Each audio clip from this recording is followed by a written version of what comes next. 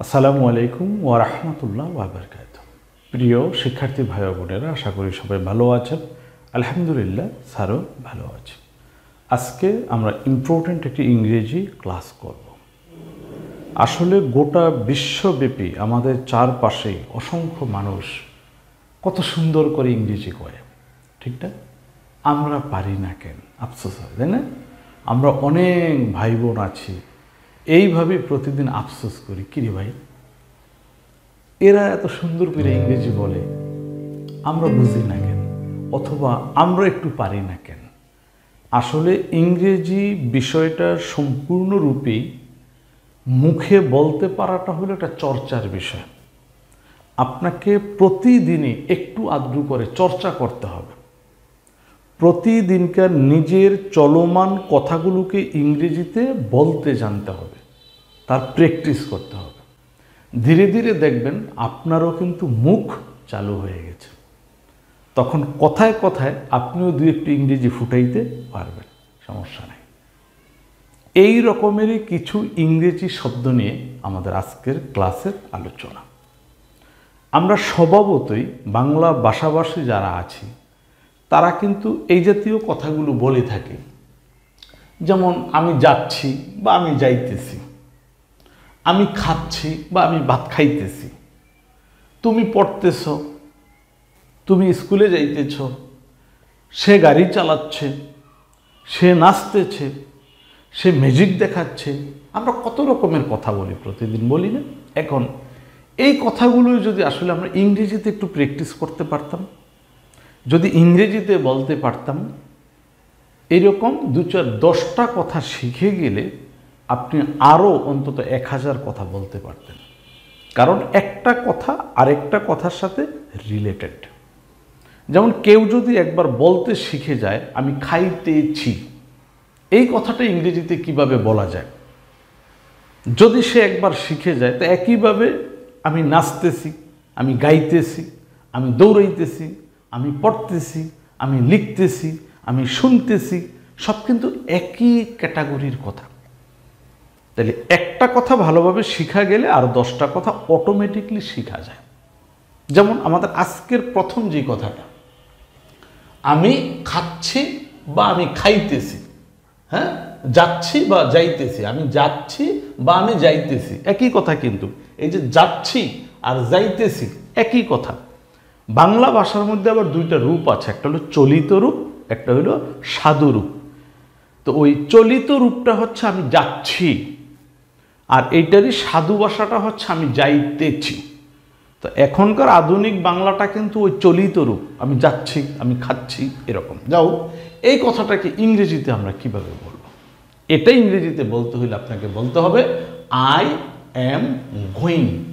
I am going. একটু শর্টকাটে সুন্দর করে যদি বলেন I am going, I am going.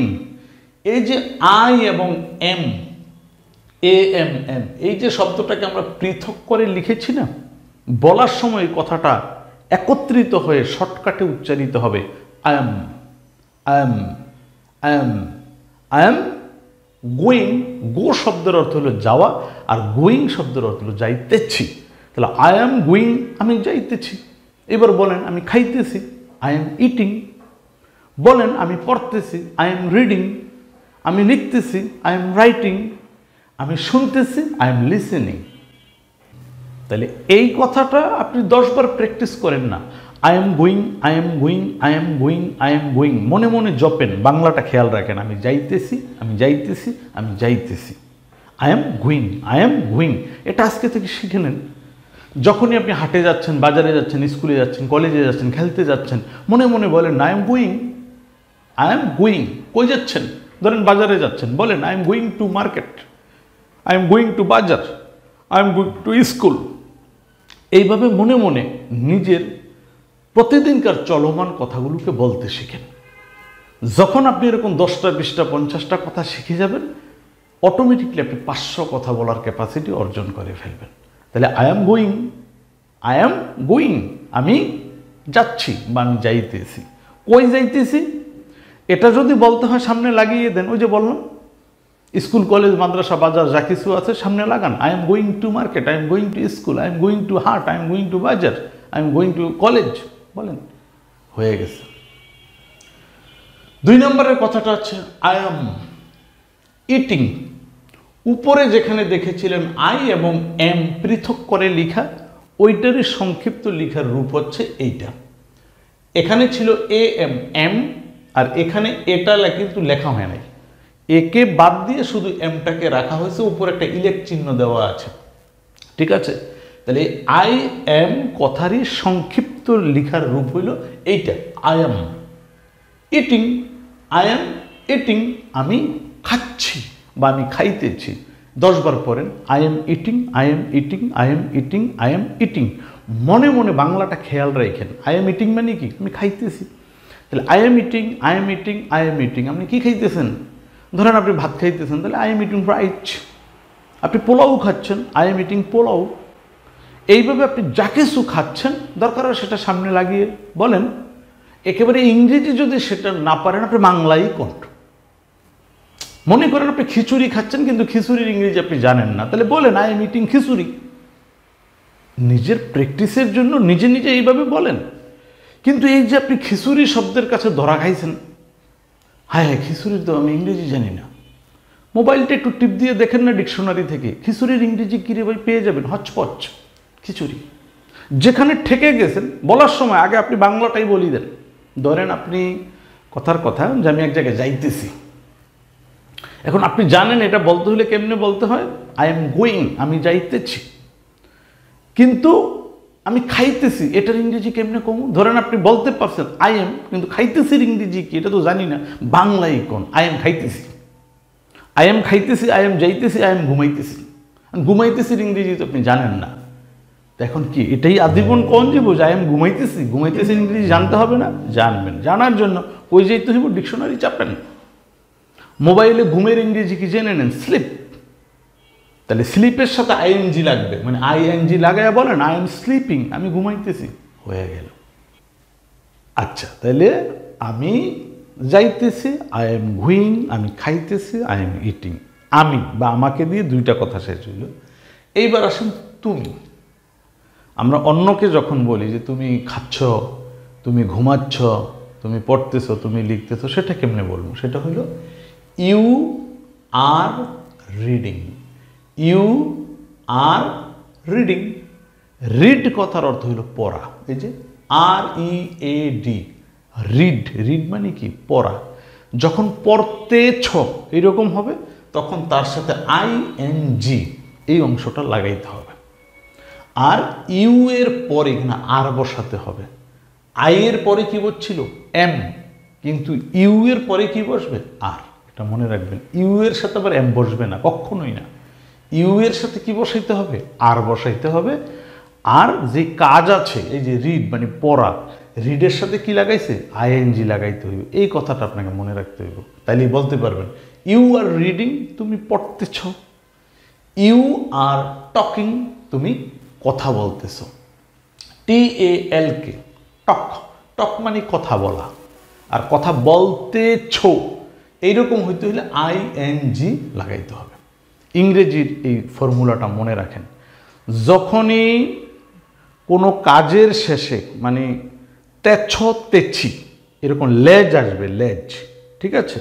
করতেছি, খাইতেছি, যাইতেছি, গিয়েছ, যাইতেছে, এই যে কথাগুলো এইরকম হইলে বুঝতে হইব ইংরেজি মূল শব্দটা শেষে ING লাগাইতে হইব। এইটাকে ইংরেজিতে বলা হয় কন্টিনিউয়াস টেন্স। কি বলা হয়? কন্টিনিউয়াস। যাক, সেটা টেন্সের ব্যাপার। আপনারা পড়ালেখা করতে করতে সামনে আগাইলে ইনশাআল্লাহ টেন্সও বুঝবেন।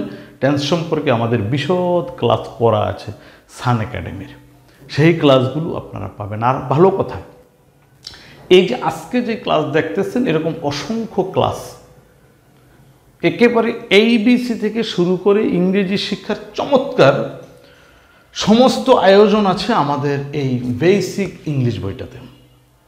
এই যে ক্লাসটা, এটাও কিন্তু এটা থেকে করা, একদম ABC থেকে শুরু হয়েছে, বিসমিল্লাহ, একদম ইংরেজির বিসমিল্লাহ থেকে শুরু হয়েছে এই বইটা থেকে। ABC থেকে শুরু করে মোটামুটি ইংরেজি চলার মতো মোটামুটি ইংরেজি পড়তে লিখতে শেখার জন্য এই বইটা হচ্ছে অন্যতম চমৎকার আমাদের একটা সংকলন।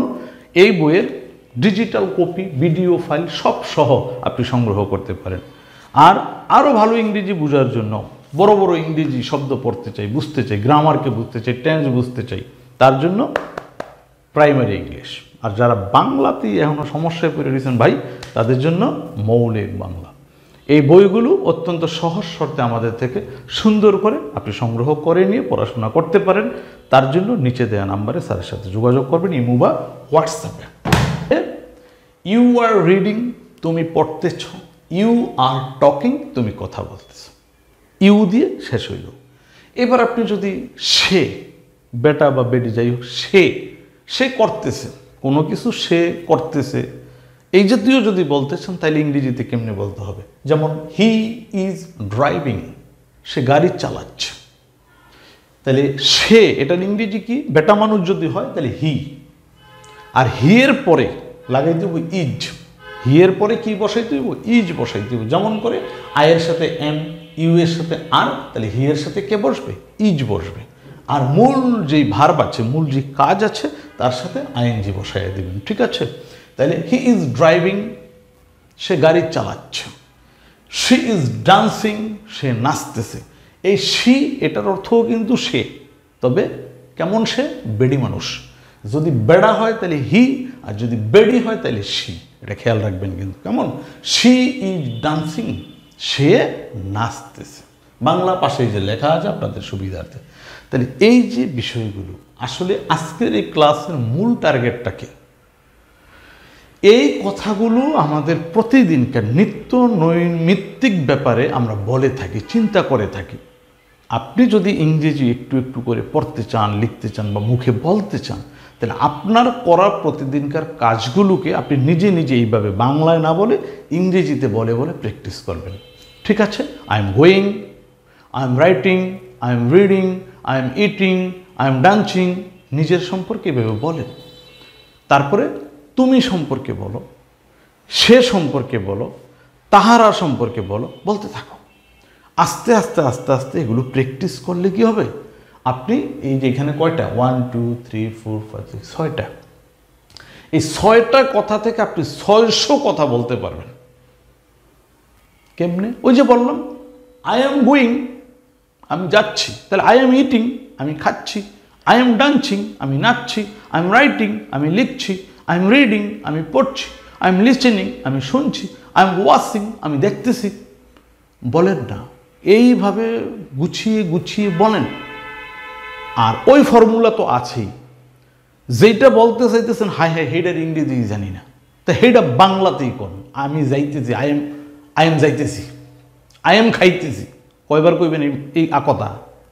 একবার কইবেন, 2বার কইবেন। কিন্তু আপনি যখন বুঝলেন আমি তো ঠিক গেছি রে ভাই, আমি যাইতেছি, যাইতেছি ইংরেজি তো খুঁজতে পাই না, তাহলে আই এম যাইতেছি এটা কইয়া পরের বার ঠিক করেন। মোবাইল থেকে ওই যাওয়ার ইংরেজিটা বের করে নেন।